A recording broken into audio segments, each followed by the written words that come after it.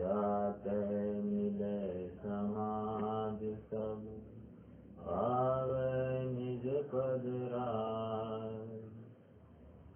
इस भव तरु का मूल एक, जानहु मिथ्या भाव। ताको करि निर्मूल अब, करिए मोक्ष उपाय।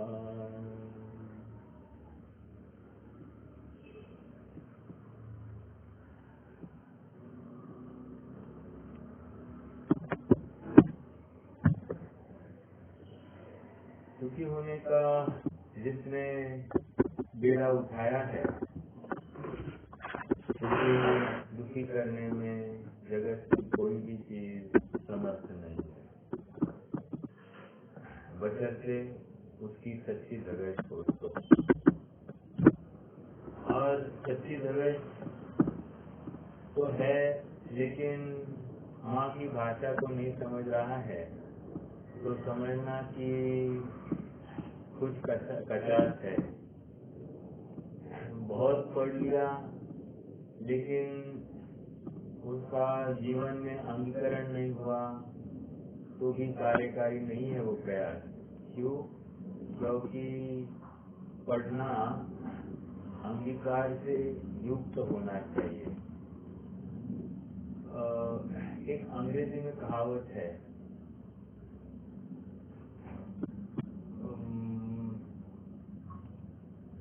क्या है?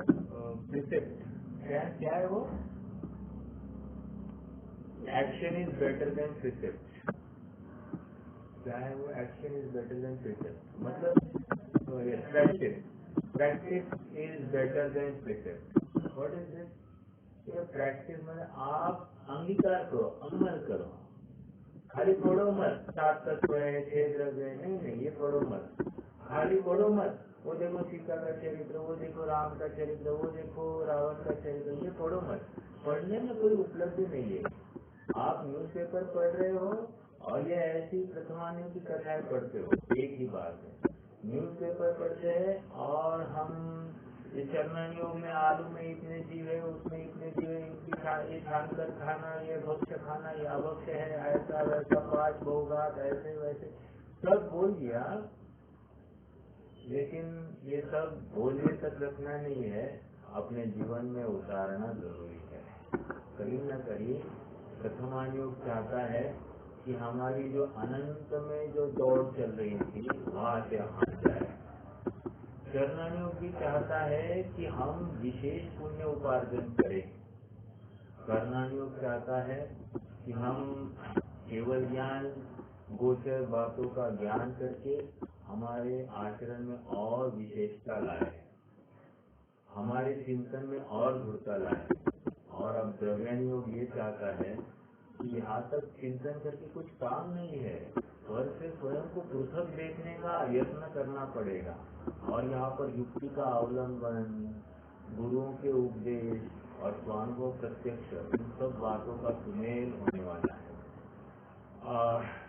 कल हमने जर्मन योग की विधान की पद्धति को देखा और वहाँ पर ये समझ में आया कि जर्मन योग कषाय उत्पन्न कराकर काम कराता है, जर्मन योग स्थूल कथन कराता है, कहीं कहीं झूठ भी बोलता है, और एक ही उसका उद्देश्य है तुम जीवन में आगे बढ़ो, तुम्हारी कषाय की मंदता हो।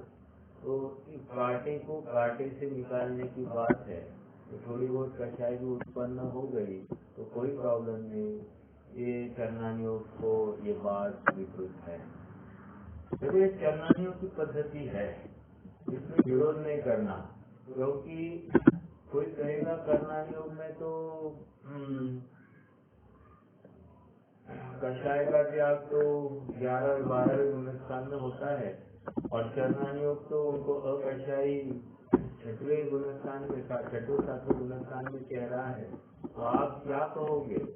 कह रहे हैं कि बाल की खाल नहीं निकालना, हम जिसका निर्णय अपने कर्म शक्ति से करते हैं, अपने विवेक से करते हैं, वो तो 6वें 7वें गुणस्थान में होगा, वो सापेक्ष हो सकता है। क्या तुम्हारे पास केवल ज्ञान का चक्षु है? नहीं है। तो फिर तुम उस चक्षु को क्यों, उस चश्मे को क्यों चढ़ाने की कोशिश कर रहे हो? तुम्हारे पास जो चक्षु है उस चक्षु से ही तुम निर्णय करना। तुम्हारे पास जो चक्षु नहीं है उस चक्षु से तुम निर्णय करने का उद्यम भी नहीं करना। समझ में आया? इसलिए यहाँ पर सम्यक दृष्टि कह दिया। चरणानियोग में किसको सम्यक दृष्टि कहा? 8 मूल गुण का पालन, सप्तव्यसन का त्याग, सच्चे देव शास्त्र गुरु का निर्णय, 8 अंग सहित, 8 मद रहित और 6 अनायतन और 3 मूर्ता सहित। बस इतना सब है। ये सम्यक दृष्टि भक्ष अभक्ष का विवेक है, सम्यक दृष्टि है। पापाचरण में प्रवृत्ति नहीं है, सम्यक दृष्टि है। इसको अन्याय अनिति से हटा है, ये सम्यक दृष्टि कहते हैं। समझ में आ रहा है कि चरणानियों का सम्यक दृष्टि? तो इस प्रकार से कोई स्वयं को सम्यक दृष्टि घोषित करे तो उसमें विरोध नहीं मानना, बड़ा है सम्यक दृष्टि। अभी तक तो कोई खड़ा नहीं है, कुछ नहीं है, और ये स्वयं को सम्यक दृष्टि घोषित कर रहा है, तो घबराना नहीं। वहाँ पर इन बातों का निर्णय करना, ये बातें अगर दिखाई देती है उसके जीवन में तो बहुमान करना। और एक कोई हमारे सामने एक मिसाल के रूप में खड़ा है जो इस मार्ग की महिमा आई है उसे, और वो प्रेरणा से ही आगे बढ़ रहा है। हम अक्सर कहते हैं कि कौन करता है, कौन करता है, वो देखो वो करता है, देखो उसको, अब वो इमिडिएट हिम, उसका अनुकरण करो। क्योंकि क्या है, संसारी जीवों की वृत्ति ऐसी होती है कि कोई करता नहीं इसलिए हम नहीं करेंगे। लेकिन कोई विरला जीव होता है जिसे भगवान के कहे ऊपर अड़ी श्रद्धा होती है, भगवान के कहे हुए पूरा विश्वास होता है, और उस विश्वास के बल पर वो एकला अर्थात एक ही आगे बढ़ता है। कोई साथ हो अथवा नहीं हो, साथ हो तो वेलकम, नहीं तो घर वेलकम। ये इस प्रकार का उसका विचार होता है। आज हमको थोड़ा सा प्रकरण आगे बढ़ाना है, बहुत ही महत्वपूर्ण प्रकरण। तो द्रव्यानुयोग के व्याख्यान का विधान। देखो, पंडित साहब ने ये 8वां अध्याय लिखकर आपको क्या लगता है कि कोई कार्य सिद्धि इसमें हुई है या नहीं हुई है? आपको क्या लगता है? मेरा एक प्रश्न है, मतलब मैं समझू तो, मतलब आपको इस अध्याय को अपन अभी ऑलमोस्ट 20 पेजेस हम बढ़ चुके हैं, और हमारे लगभग 13-14 सेशन इस 8वें अध्याय के हुए हैं। तो आपको क्या लगता है कि इसकी उपयुक्तता कुछ है या नहीं है? और है तो क्या है?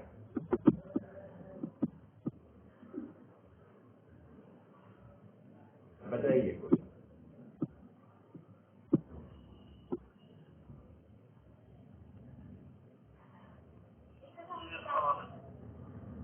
शास्त्रों को समझने की यथार्थ पद्धति और चारों अनुयोगों का जो एंगल है बताने का, वो यथार्थ समझने के लिए यह अध्याय लिखा है। तो इसका मतलब शास्त्रों को समझने की पद्धति, इन शॉर्ट अपन ये कह सकते हैं क्या कि हमको किस कथन को किस अपेक्षा से समझना, और वहाँ पर दूसरे कथन को खड़ा नहीं करना। समझ में आ रहा है क्या? इन शॉर्ट मैं ये समझाना चाह रहा हूँ कि सारी परीक्षा जो है ये चरणानियों की मुख्यता से होती है, और थोड़ा बहुत प्रथमानियोग। इसके आगे हम ज्यादा कुछ भी देख नहीं सकते हैं, ना देखने की इजाजत है हमारे यहाँ। तो और इसलिए पंडित साहब ने बार बार लिखा है 11वें गुणस्थान से पहले गुणस्थान में आएगा, तुम कैसे देखोगे? तुम कैसे देखोगे उसकी प्रचार भाव हुआ है, अभिवृत्ति है या नहीं? अभी देखो 11वें गुणस्थान से पहले गुणस्थान में आया, तो बताइए उसकी कितनी अभिवृत्ति है?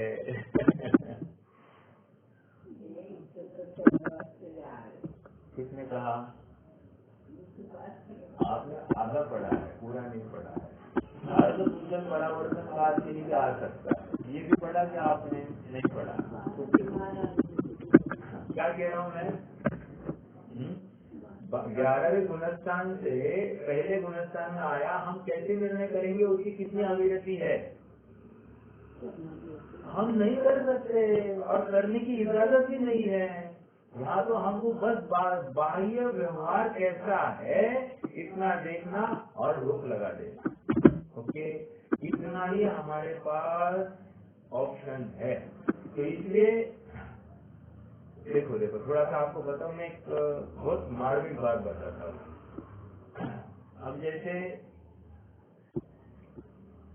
किसी कोई विद्वान है या विरक्त जीव है, अब उसे समाज से कुछ मांगना मतलब मरण दिखता है। समाज से क्या मांग सकता है? रुपया पैसे की तो बात ही नहीं, वो रुपया पैसा देखता ही नहीं। लेकिन किसी अपेक्षा, देखो श्रीमद ने एक बात लिखी है, मर जाओ पर मांगो नहीं तन के काज। क्या कहा? मर जाओ पर मांगो नहीं तन के काज और राखू नहीं लाज आत्म के काज। क्या कहा? राखू नहीं लाज आत्म के काज। मतलब आत्मा को समझने के लिए मैं बिल्कुल शर्म नहीं आगे कर दूंगा, मैं कुछ भी क्वेश्चन पूछ सकता हूँ, तो मुझे आत्मा को समझना है। लेकिन शरीर की अपेक्षा, इसकी व्यवस्था की अपेक्षा मैं कुछ नहीं कहूँ। मैं ये बात क्यों कर रहा हूँ, मुझे उदाहरण देना था। विद्वान है कोई, और विद्वान को कोई लौकिक ज्ञान की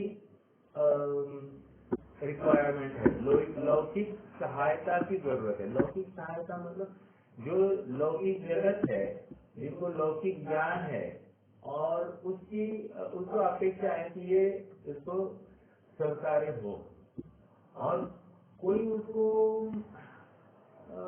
दे ही नहीं वैसा स्वीकार्य, तो क्या हो सकता है? तो मैं इसलिए कह रहा हूँ। और फिर वो थोड़ा सा नाराज हो, या तो किसी को कहे कि हमको ऐसा ऐसा कुछ करना है, तो आप मुझे मदद कर सकते हैं क्या? और फिर वो उसमें भी कहे ये अच्छा है ये बुरा है, तो इसमें क्या हम उसको सम्यक दृष्टि या मिथ्या दृष्टि घोषित कर सकते हैं क्या? आप समझे नहीं होंगे मेरा उदाहरण, थोड़ा सा उदाहरण और बोलो जरा अच्छे से। एग्जाम्पल लेते हैं, कोई व्यक्ति है, स्वाध्यायी है, और उसके पास मान लीजिए 1 करोड़ की कोई पूंजी है। अब वो पूंजी इस प्रकार है कि वो चाहता है कि कहीं उसका निवेश हो जाए अच्छी जगह पर। तो निवेश हो जाए तो कोई बुरी बात नहीं, ठीक है, कर दिया। अब मान लीजिए कि वो उस पूंजी में देखता है, अभी किसी ने बोले आप यहाँ पर निवेश कीजिए, तो वो कहता है नहीं नहीं ये भाव ज्यादा है। आप कोई कहे यहाँ पर निवेश करो, नहीं नहीं ये इस भाव में मिलता है तो हमको करना है। तो आप कहोगे आपको क्यों इतना विकल्प होता है? आपको तो खाली पूंजी लगानी, आप लगा दो ना। नहीं ना, क्यों फिर सबको कैसे घूमते हो आप कि सब होना योग्यता के अधीन है, कुछ कम ज्यादा होना नहीं है, सब अपने अपने समय में कार्य होता है, सब केवल ज्ञान में नोट है। इतना तो आप ही कल आपका झाड़ रहे थे, और आज आप ही इतने चिकित्सक बुद्धि वाले हो गए हो। तो अब मेरा प्रश्न है, ऐसा जीव जो है जिसका जीवन एकदम सात्विक है, ऐसा जीव सम्यक दृष्टि है या नहीं है?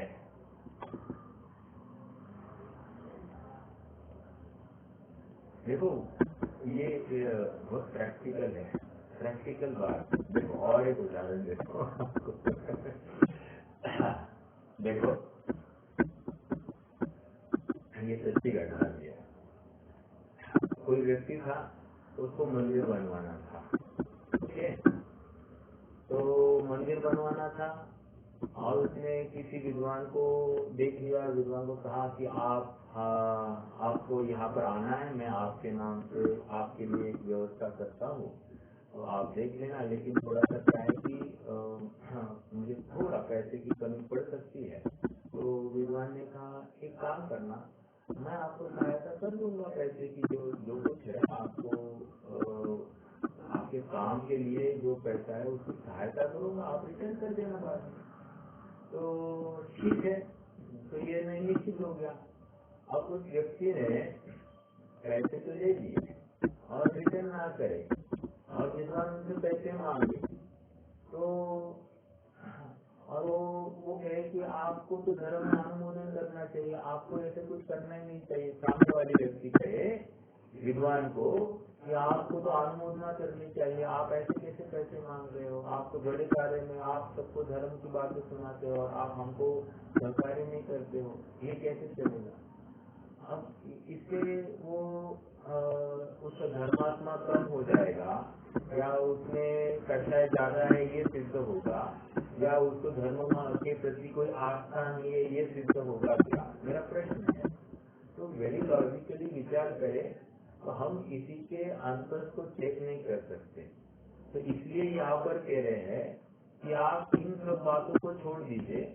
आपको 8 मूल गुण दिखते हैं कि नहीं दिखाई देते, सच्चे देव शास्त्र गुरु को नमस्कार करता है कि नहीं करता है, उसके ऊपर क्या आपदा आ पड़ी है वो वही जानता है, और वो कहाँ बताते घूमेगा। वो इतना ही हो सकता है कि और समझने की कोशिश करे। देखो धर्मनाथ भगवान का काल था और वहाँ पर ऐसी बात थी कि मतलब लिखने वाले ने वो कथा लिखी है, उसमें ऐसा लिखा है कि हजारों लोग घर के बाहर आकर पात्र की राह देखते थे, राह रखते थे कि कोई पात्र मिले, कोई जरूरतमंद दिखे और हम उसको कुछ दान देवे, तरसते थे दान देने के लिए। और यही कदाचित और मांगने वाले ऐसे थे कि उनको मांगने का, अपनी कमी दिखाने का बिल्कुल उनको भाव नहीं होता था। तो ये ऐसी अवस्था थी, आप समझ रहे। आज तो उल्टा है, मांगने वाला क्या जल मांग लेता, क्या जल मांगा तो उसको तो कुछ भी नहीं लगता है मांगने वाले को, और देने वाला ये क्या है, देने वाला नहीं देता है और मांगने वाला सीना चौड़ा करके मांगता है। चलो कोई बात नहीं, तो उस समय की बात है। तो वहाँ पर जब उनको कोई पात्र मिल जाता तो पात्र को दान दे, उसको पूछते भैया आप हमारे पास ये चीज है, आपको इसकी जरूरत है, वो अगर हाँ कहता, हाँ भरता, थोड़ी सी उसमें एक नेगेटिव अफर्मेशन दिखा जाए। नेगेटिव अफर्मेशन मतलब मना ही कर रहा था लेकिन थोड़ी सी गुंजाइश दिखाई दे, हाँ इसको जरूरत है, ये ट्रस्ट दिखाई दे रहा है, तो वो कह देता हाँ अभी तो कोई से नहीं लेकिन है थोड़ी तकलीफ, बट मैं मैनेज कर दूंगा, मैं मैनेज कर दूंगा। इतना ही अगर बोल दिया तो जो दाता होता था उसको इतना शल्य होता था, अरे हमारे होते हुए हमारे किसी साधारण मतलब गांव का कोई अपरिचित व्यक्ति उसके ऊपर आपदा कैसे आ पड़ी, हमको कैसे पता नहीं चला, ये इतनी बातों का उनको बहुत बहुत खेद, मरण तुल्य अर्थात उनको खेद बरसता था। समझ में आ रहा है क्या। ये धर्मनाथ भगवान के समय की कथनी है, उस समय में ऐसे जीव रहते थे। चलिए कोई बात नहीं, मैं तो इसके लिए कह रहा हूँ कि कर्णायोग में बहुत वाइड रेंज है और कर्णायोग के माध्यम से कभी कभी कदाचित हमको एक आध व्यक्ति मिथ्या दृष्टि भी भाषित हो सकता है, विरोध नहीं है, लेकिन वो मिथ्या दृष्टि ही हो इसमें कोई ऐसा अपन गारंटी नहीं दे सकते। समझ में आ रहा है क्या, कुछ भी गारंटी नहीं दे सकते आप, मतलब ये थोड़ा सा विचारणीय बिंदु है, क्योंकि हम जिस आँख से सामने वाले को आँख रहे हैं वो शायद वो पैरामीटर फिट ही नहीं होगा, क्योंकि ये गृहस्थ है, गृहस्थ की अपनी अपनी लिमिटेशन होती है और उसमें ये सब कार्य करना है, तो हमको विचार करना कि कैसे ये आगे बढ़ सकता है, अनुमोदना ही करने का यत्न करना।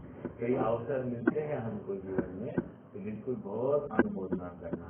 ओके चलिए अब द्रव्य योग के व्याख्यान का ध्यान। कह रहे हैं? अब द्रव्यानुयोग योग में व्याख्यान का विधान कहते हैं। प्रथमानुयोग हो गया, करणानुयोग हो गया, चरणानुयोग हो गया। अब द्रव्यानुयोग की बात आ गई। पंडित साहब का दृष्टिकोण कितना व्यापक था, अभ्यास कितना अच्छा था, यह आपको इस 8वें अध्याय के 7वां अध्याय कहो, 8वां अध्याय कहो, इनके माध्यम से समझ में आएगा। आपको सच कहता हूँ, 8वां अध्याय मुझे पहले कुछ समझ में नहीं आता था। तो ये क्या लिखा है, ये ऐसा होगा तो वो करना, वैसे होगा तो क्या करना, कुछ भी समझ में नहीं आता था। और महिमा ही नहीं आती, तो अज्ञानी को महिमा आएगी नहीं। महिमा किसको आएगी?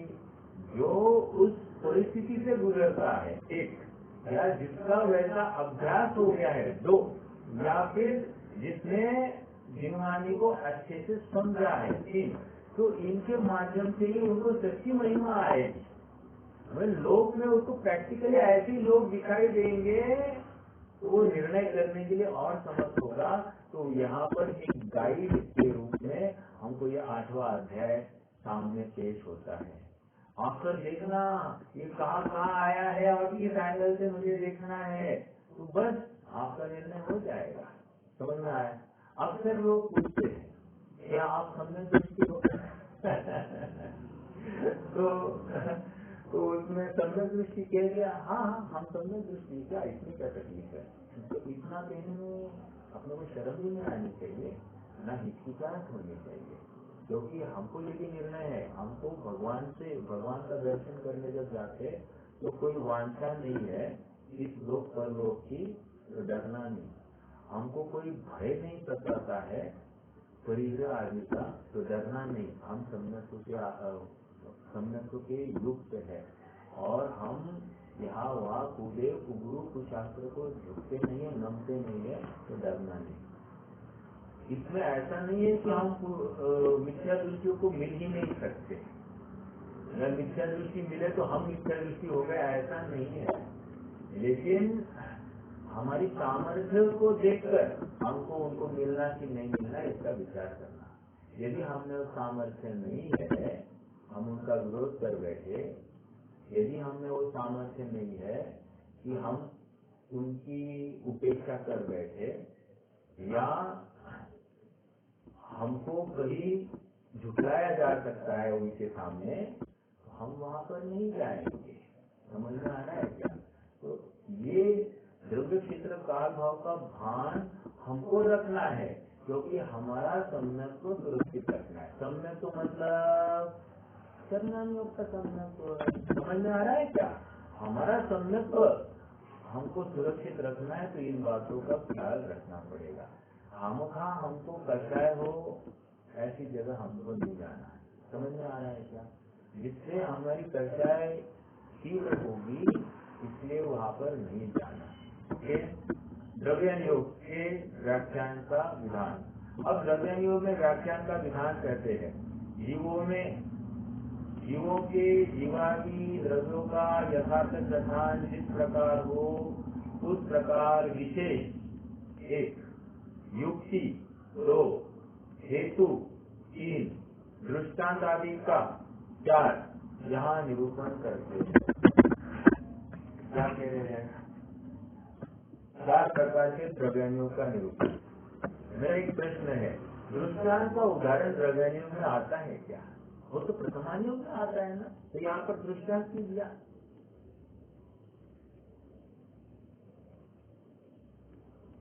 देखो सबसे अच्छा उदाहरण कोई बता सकता है? हाँ बोलिए। ये अनार्य भाषा के बिना समझा सके अनार्य।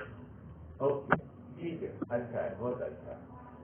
और बोलिए, ये समाचार में तो बहुत है। ये एक आया। दूसरा, झरणाम को भी पुलिसो रायणम जानी सद्दी, झरणाम को भी पुलिसम रायणम जानी सद्दी। क्या है आगे? वहाँ पर ये कहा खतरेगा था कि राजा का श्रद्धान करता है और फिर राजा से समर्पित हो जाता है। जैसे ही तो तू जीव राजा का निर्णय करना, जीव राजा का निर्णय करके राजा को निर्णय होने के बाद में राजा के प्रति समर्पित हो जाना। समझ में आया? तो वहाँ पर उन्होंने उसकी टीका में कहा सब अबाल गोपाल को सबको सदाकाल अनुभूति स्वरूप भगवान आत्मा अनुभव में आ रहा है, ऐसा टीका में लिखा गया। टीका आगे कहा लिखा, ये राजा 5 योजन में चला, ये राजा 5 योजन में चला। मेरे ख्याल से 46 गाथा के आसपास होगा, 46 होगी या 57 के आसपास, 47 गाथा के आसपास। तो वहाँ पर भी फिर से चलना योग का उदाहरण, फिर से 108 नंबर की गाथा में वहाँ पर भी राजा का उदाहरण दिया है।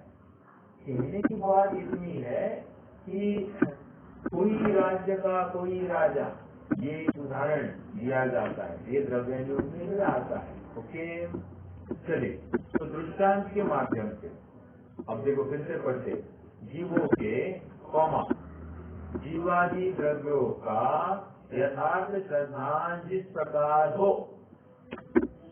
किस कौन सा श्रद्धान? जीवादि द्रव्य। ये जीवादि द्रव्य मतलब क्या होता है?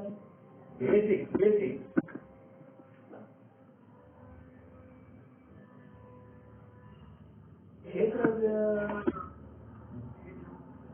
द्रव्य बराबर। कौन से 6 द्रव्य?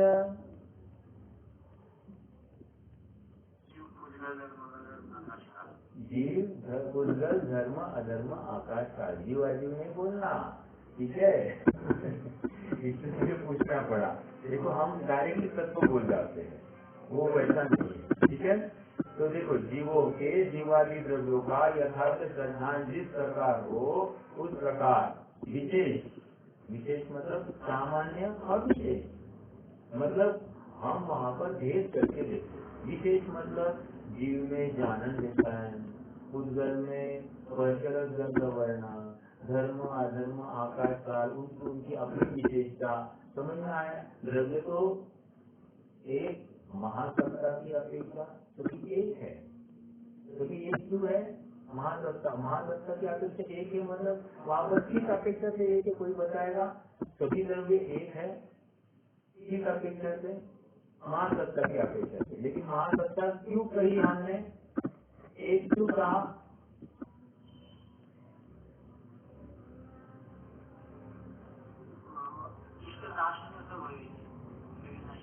बहुत अच्छा, जरा एक वर्ड बोलिए मुझे उसके लिए।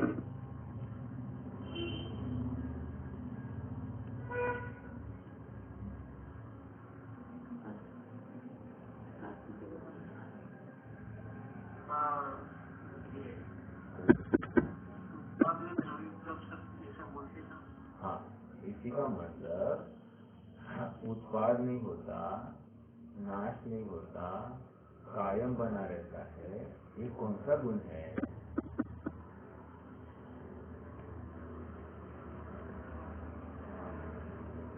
अस्तित्व है, पना सब में है, इसीलिए ये महासत्ता की अपेक्षा सब एक है।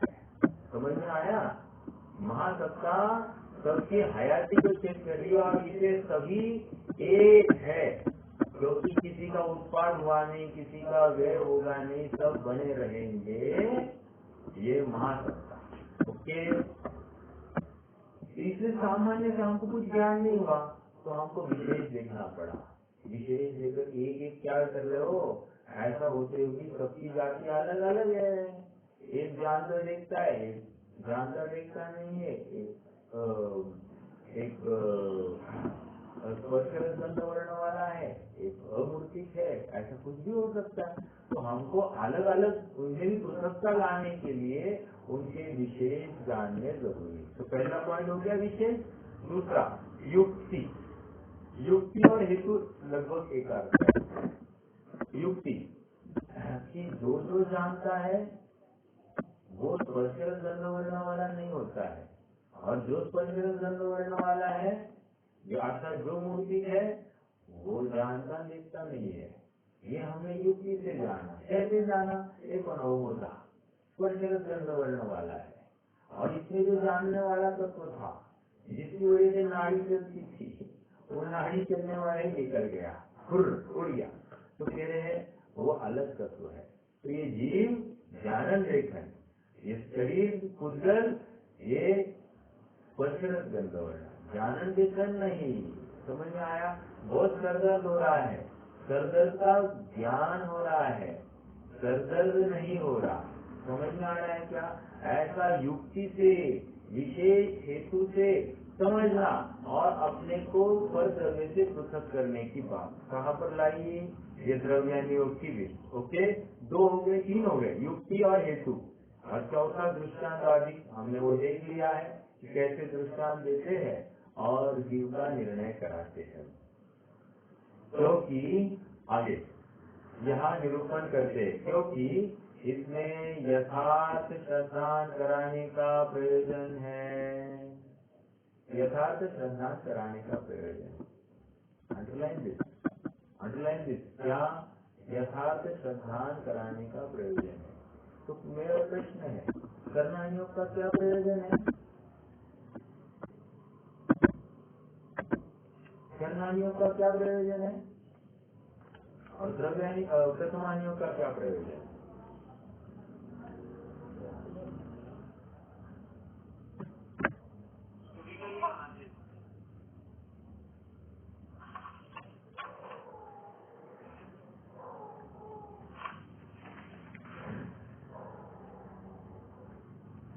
वैसे तो देखा जाए सबका प्रयोजन बीत रखता है।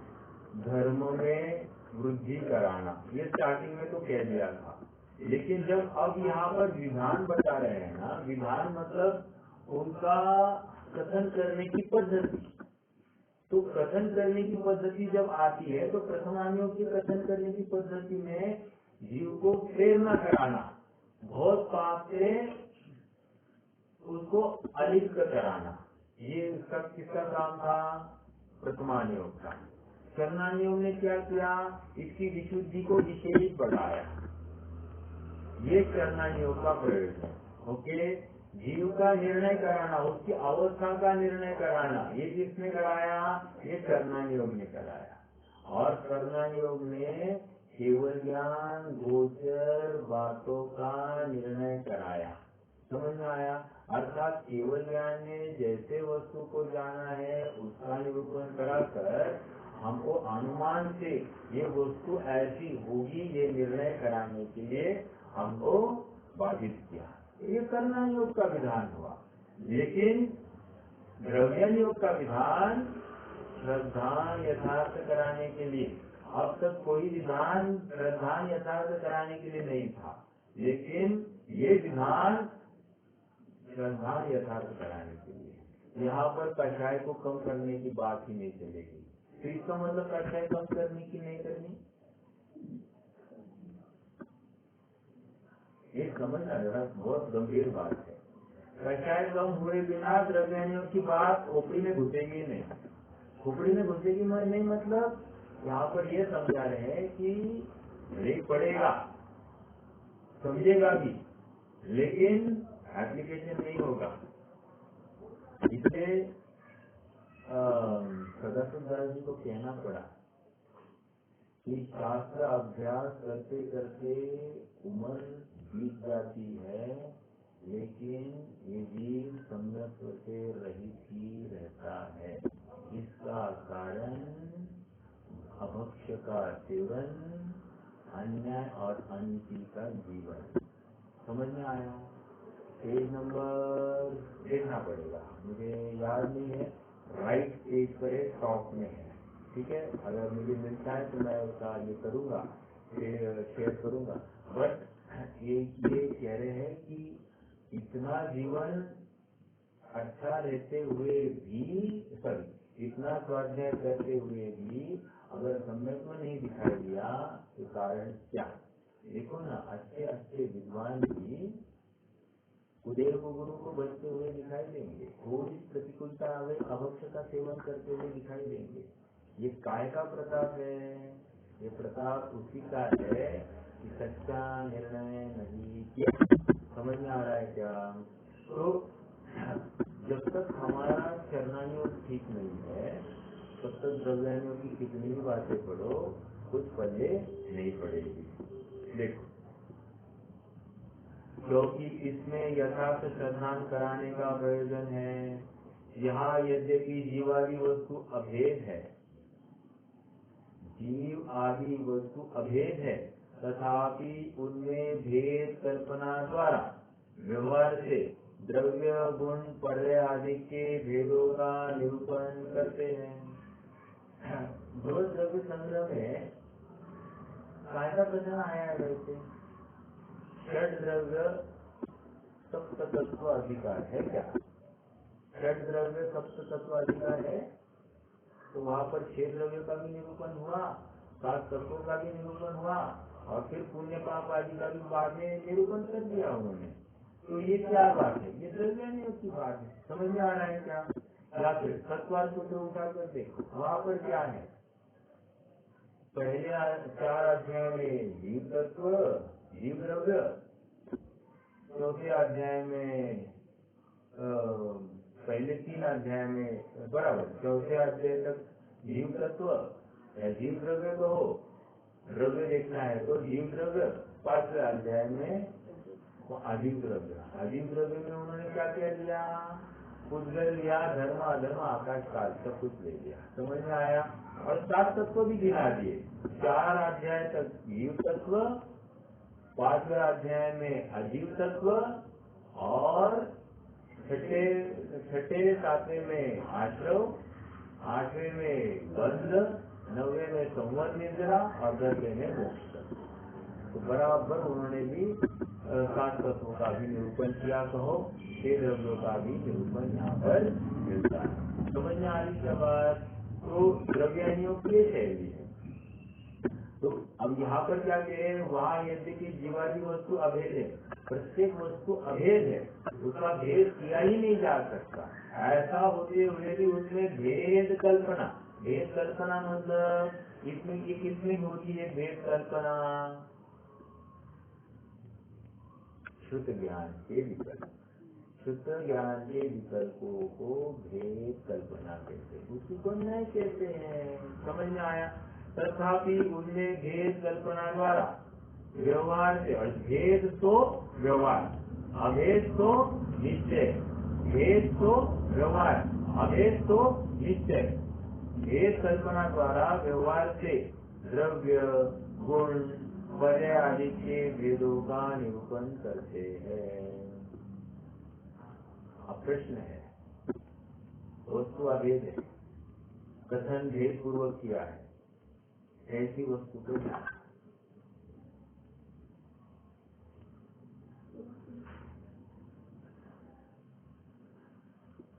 फिर वस्तु अभेद है, कथन करके समझाया है भेद पूर्वक, कैसे वस्तु को जाना?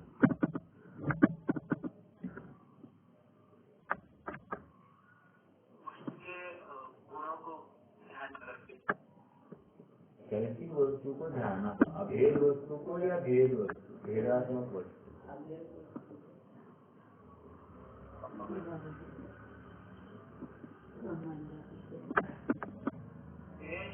अभेद करके उसको समझना पड़ेगा। हाँ, मतलब समझने के लिए। हाँ, तो ये तो वो अभेद से ही लेना होगा। देखो, विकल्पों में भेद खड़े होंगे, लेकिन अभिप्राय में अभेद वस्तु होगी। समझ में आ रहा है क्या?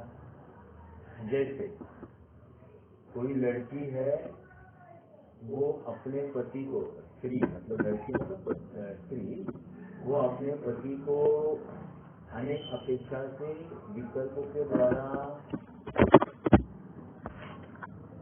है। ओके, समझ में आ रही क्या बात? चलिए, तो ये एक बात यहाँ पर रही। आगे बढ़ते हैं। तथा प्रतीति कराने के अर्थ अनेक युक्तियों द्वारा उपदेश देते हैं, अथवा प्रमाण न्याय द्वारा उपदेश देते हैं। देखो उपदेश देने की पद्धति क्या कह रहे? युक्ति का अवलंबन, जहाँ जहाँ धुआं वहाँ वहाँ अग्नि, जहाँ अग्नि नहीं वहाँ धुआं भी नहीं। ओके, ये एक उदाहरण होगा। अब इसको अपना आत्मा के ऊपर लगाए, जहाँ जहाँ ज्ञान वहाँ वहाँ आत्मा, जहाँ आत्मा नहीं वहाँ ज्ञान भी नहीं। समझ में आया? ये कितना इजी। अभी इससे हमको क्या फायदा हुआ? आपने तो दो बातें सुना थी, इससे हमको क्या फायदा होगा? जीव द्रव्य का निर्णय हो रहा है भैया। मतलब जो जो जानता है वो आत्मा है, जो आत्मा नहीं है वो जानता नहीं है। कितनी इजी बात हो गई। अब ये निर्णय करके जब मैं सामयिक के काल में बैठा, स्वयं को संबोधन करने के काल में बताया, स्वयं का अन्वेषण करने के काल में बैठ गया, तो मुझे ये निर्णय एकदम प्रकर्ष रूप से होने लग गया कि अरे हाँ, ये जानन वाला तत्व तो मैं हूँ, और इस जानन तत्व से पृथक ये शरीर है। ये इसका मतलब शरीर मुझसे भिन्न है, मैं उस शरीर से भिन्न हूँ। ओहो, और आज तक मैं हर कार्य इस शरीर से होना मान रहा था। एक मच्छर तक मेरे हाथ पर बैठता है तो मुझे तकलीफ हो रही है, ऐसा मैं मान रहा था। लेकिन सचमुच वो मच्छर मुझे काट ही नहीं रहा है, ये मुझे निर्णय ही नहीं हो रहा था। क्यों? क्योंकि मैं शरीर से स्वयं को पृथक करने की चेष्टा ही नहीं कर रहा हूँ। हर समय में मैं स्वयं को शरीर भूत ही अनुभूत करता हूँ, शरीर में अपना अपनत्व स्थापित कर बैठा हूँ। समझ में आया? शरीर से ही मेरा अस्तित्व मान बैठा हूँ, इसलिए तो बर्थडे आदि में मनाने का मुझे रुचि पड़ती है। समझ में आ रहा है? तो ये यहाँ पर कह रहे हैं कि उपदेश अनेक युक्तियों द्वारा, प्रमाण न्याय द्वारा उपदेश देते हैं। मतलब प्रमाण का द्रव्य भी समझाया जाएगा और फिर दृष्टि के विषय का द्रव्य भी समझाया जाएगा, और फिर एक अवस्था विकारी अवस्था वाला द्रव्य भी समझाया जाएगा, अविकारी अवस्था वाला द्रव्य भी समझाया जाएगा। हर प्रकार से द्रव्य समझाया जाएगा। मेरा एक प्रश्न है, इसलिए शुद्ध निश्चय वाला जो द्रव्य है, वैसे नहीं बढ़ सकता है प्रश्न, ठीक है, इतना ही है।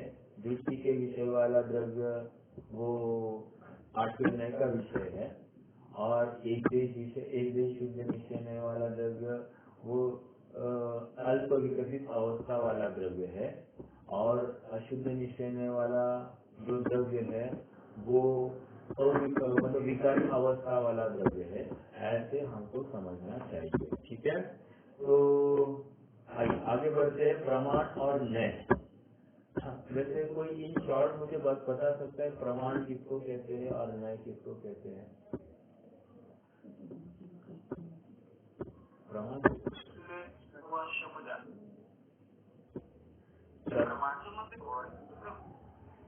सर्वांश ग्राही तो प्रमाण होता है, ठीक है।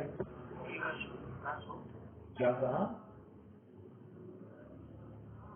एक अंश को जानना हो, प्रमाण के एक अंश को जानना तो नहीं, प्रमाण के एक अंश को जानना, मात्र एक अंश नहीं, वस्तु कोई न कोई होनी चाहिए, उस वस्तु में से कोई एक अंश को जानना। तो प्रमाण और न्याय की बात है, जरूरी है क्या लेकिन प्रमाण को जानना? तो मेरे प्रश्न है, पहले प्रमाण को जानना चाहिए या पहले न्याय से वस्तु को जानना चाहिए या प्रमाण से वस्तु को जानना चाहिए? कैसे मतलब क्या होता है प्रोसेस, आपको क्या लगता है?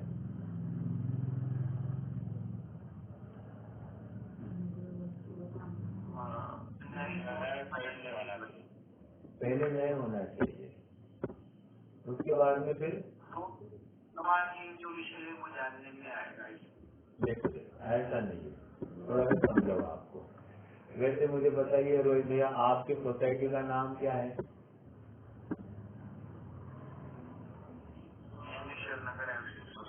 ज्ञानेश्वर नगर। अरे आप ज्ञानेश्वर नगर में रहते हैं क्या? ठीक है, चलो कोई बात नहीं, रहने से कोई फर्क नहीं पड़ता। ज्ञानेश्वर नगर हाउसिंग सोसाइटी, बराबर।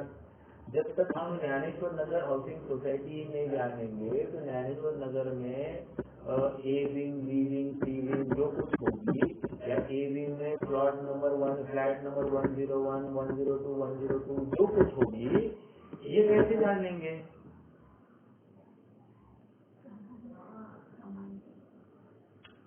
समझ में आ रहा है क्या?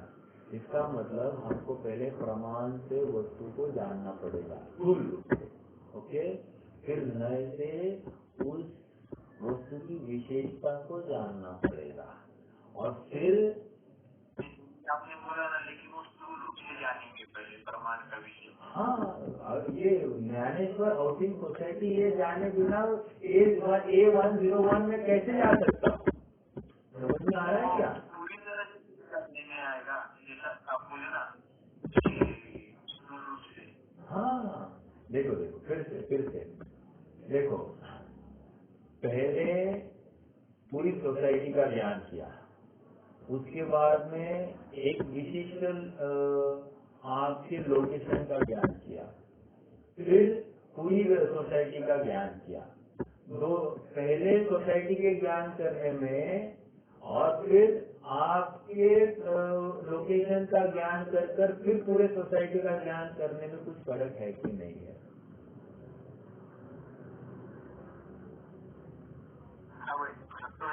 फर्क है ना, ज्ञान में विशेषता है। इसलिए यही प्रोसेस है, पहले प्रमाण के द्रव्य को जानना, फिर प्रमाण के द्रव्य को जानने के बाद में वहाँ पर नए अपेक्षा से दृष्टि के विषयभूत द्रव्य को जानना, और फिर दृष्टि के विषयभूत द्रव्य को ध्याकर प्रमाण का निर्णय लब्धि में पड़ा रखना। समझ में आ रहा है क्या? प्रमाण का निर्णय लब्धि में पड़ा रहे, उस समय में ध्यान आए दृष्टि के विषय को, अर्थात अब रोहित लोहाड़े नाम के फ्लैट को मैं धा रहा हूँ, और उसी समय में लब्धि में पड़ा है ज्ञानेश्वर हाउसिंग सोसाइटी। समझ में आ रहा है क्या? ये प्रमाण नए प्रमाण, इस प्रकार वो ज्ञान का गेय बन रहा है। ठीक है, तो प्रमाण के वस्तु को जानना, फिर नए से जानना, फिर प्रमाण से जानना। प्रमाण जानने में आता है, उसके बिना यथार्थ जानना नहीं होगा, ये क्या? ओके, अथवा प्रमाण ने द्वारा उपदेश देते हैं, वह भी युक्ति है,